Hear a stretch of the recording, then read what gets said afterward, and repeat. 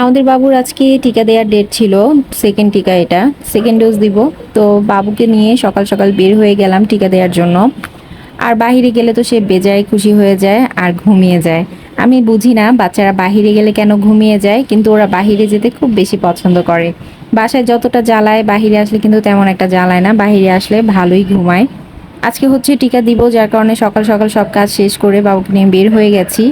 আর আরাবি হচ্ছে মাদ্রাসায় আছে, টিকা দিয়ে যাওয়ার সময় আরাবিকে নিয়ে একবারে বাসায় চলে যাব। টিকা দিতে যেদিন বের হই সেদিন একটু সকাল সকালই বের হই, কারণ এখানে কতটা দেরি হয় বলা তো যায় না, যেহেতু আমি এখান থেকে বের হয়ে আরাবিকে নিয়ে আবার বাসায় যাব।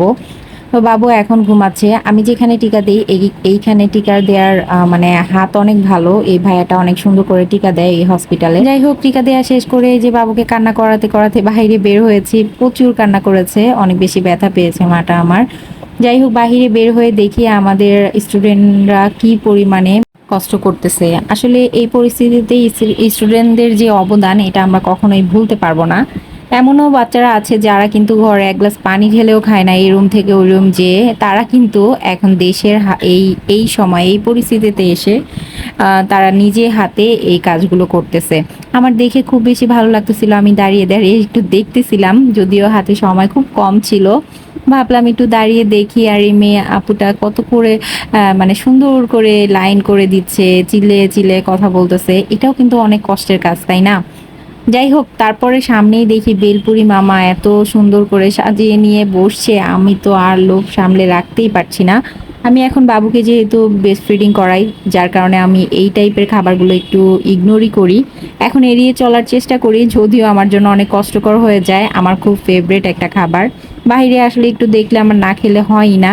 তবে আগে থেকে আমি অনেকটা খাওয়া কমিয়ে দিয়েছি, আমি এখন ইগনোর করার চেষ্টা করি আর কি। বাবু যদি বড় হয়ে যায় তখন আবার খাবো আর কি, এখন আর কি একটু কমই খাচ্ছে।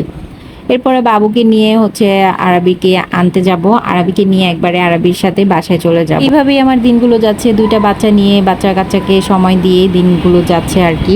বেলপুরিটা অনেক বেশি মজার ছিল। আর এই মামার বেলপুরিটা আমি মাঝে মাঝেই জিগাতলা আসলে খাই, জিগাতলায় এই মামাটা বসে, প্রায়ই বসে, আমি যখনই আসি দেখি। ঝালমুড়িও ছিল, কিন্তু ঝালমুড়ি খাওয়ার আমার এখানে সময় ছিল না, যার কারণে আজকে আর ঝালমুড়ি খাওয়া হয়নি। সময় থাকলে হয়তো বা ঝালমুড়িটাও খাইতাম। আর এক হাতে বাবুকে কোলে নিয়ে এক হাতে খাওয়াটা একটু কষ্টকর ছিল।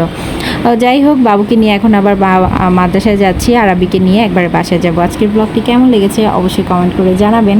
এখন ফিরে যাচ্ছি, সবাই ভালো থাকবেন, আল্লাহ হাফেজ।